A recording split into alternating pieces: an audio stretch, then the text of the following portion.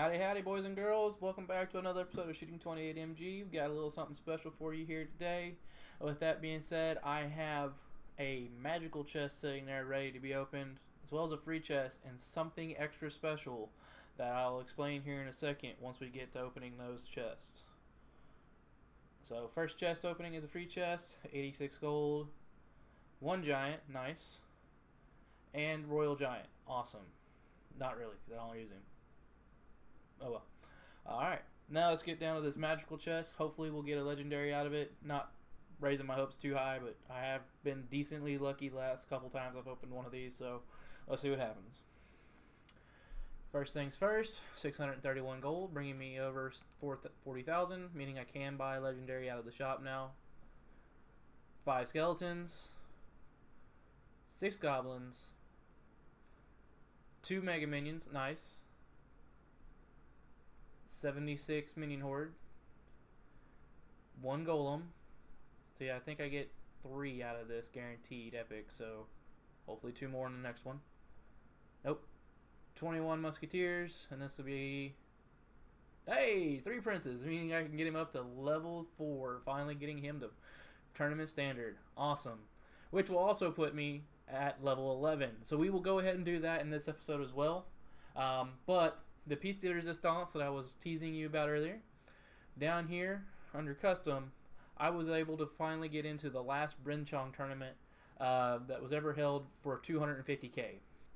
I was lucky enough that I was watching BBXH, and they were nice enough to release the password, and I got in and got 39th place, aka I was the 39th person to join the tournament right before it ended, and that got me 1,600 cards. So guys, I'm really stoked because I've never opened a chest this big.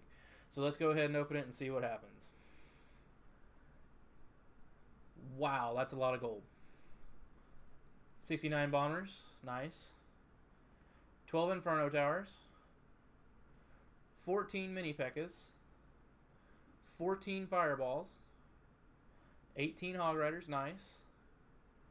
32 wizards, cool.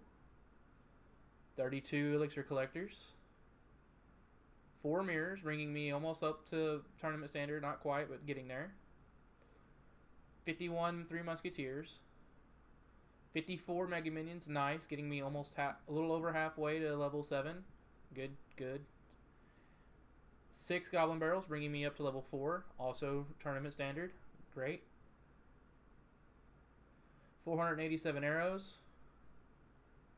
7 poisons, bringing him up to tournament standard. 93 tombstones, nice. 670 goblins, wow.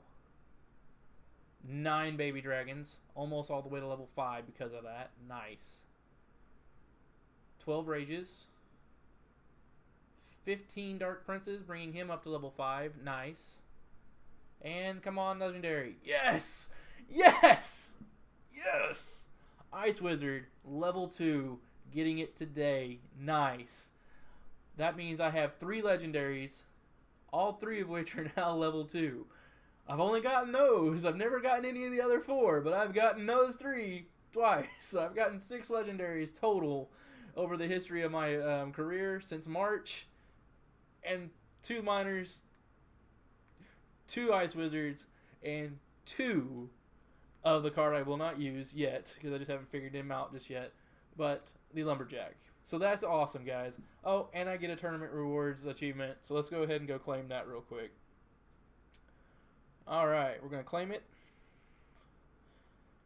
And now we're a 10th of the way to the next achievement, which isn't too bad.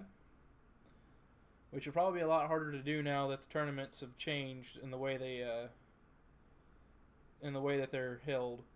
So now we have the minimum that we can do is only 100 gems instead of 500, so it's easier to create.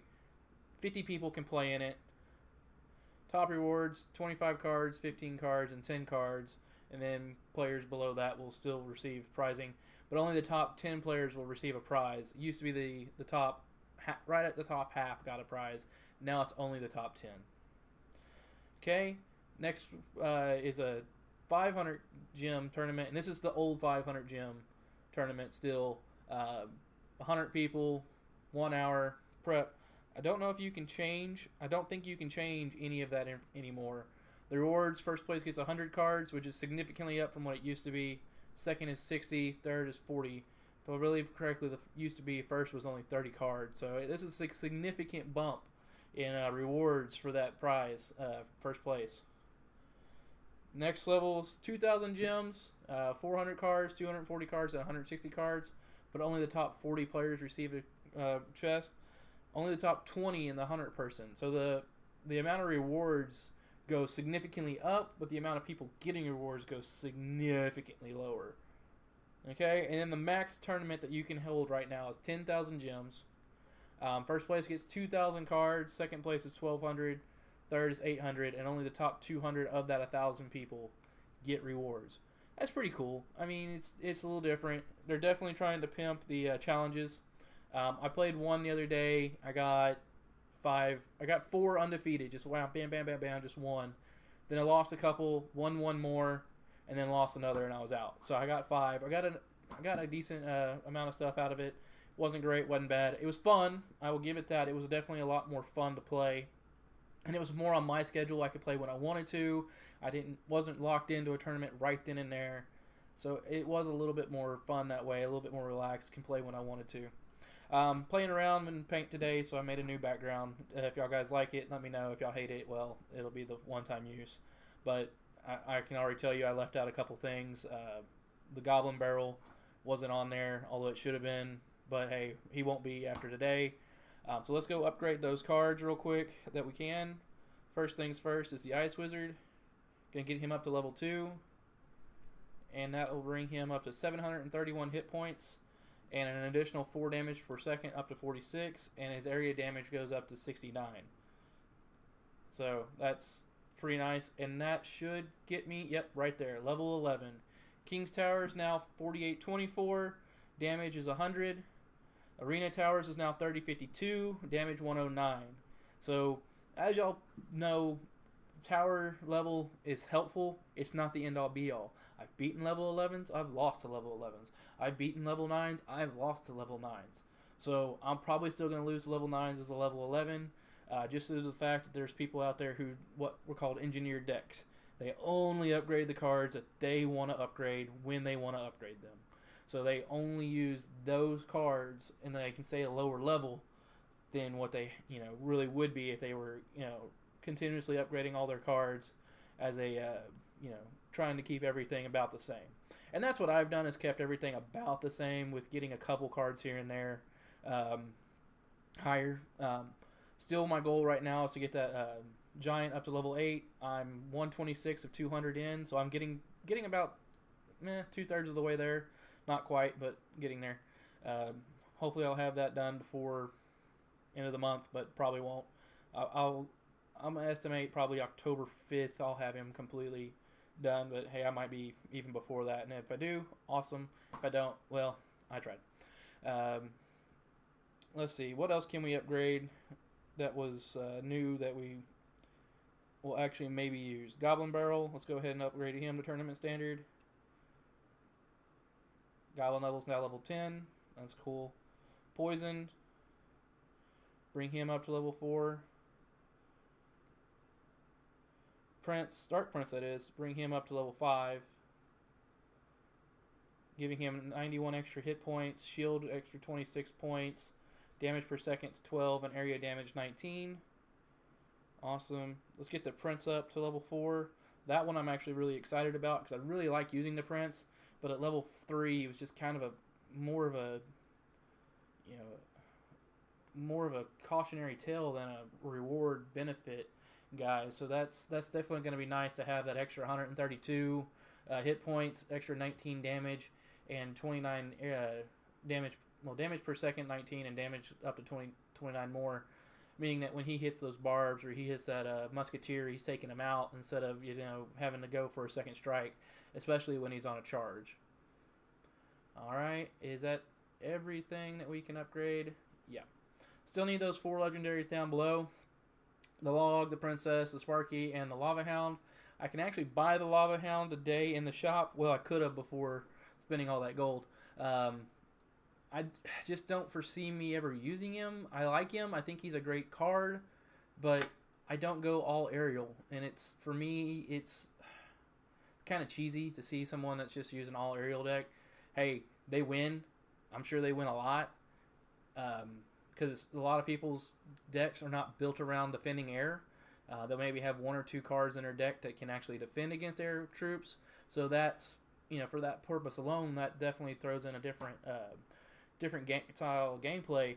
But for me, it's not what I like. It's a little slower. I don't like that slow play. I like that control, quick pace, attack speed kind of deck. So that's more me and what I do, what I'm comfortable with.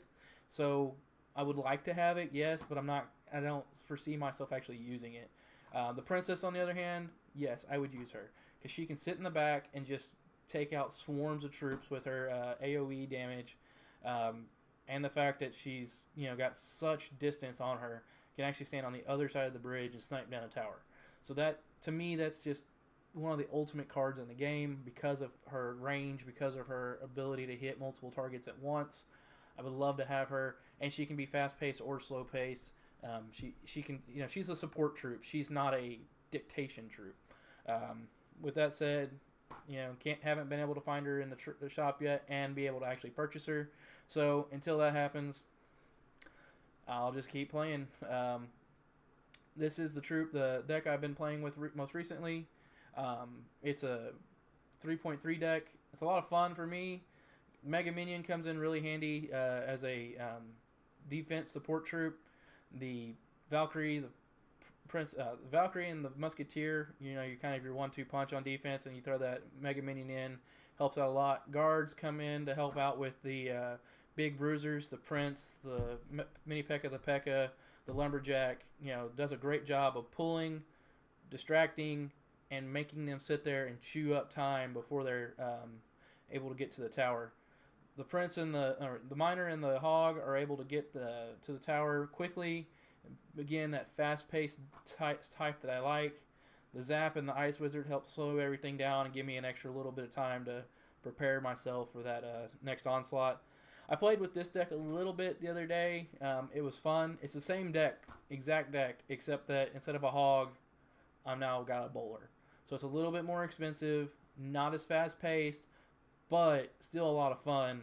Because instead of using the Hog Rider as your get to the tower card, you're now relying more on your Miner to do your damage, and it's just mostly chip damage. But it's still still kind of fun. Still that control deck. I'm controlling my opponent's efforts when they get to my side of the tower.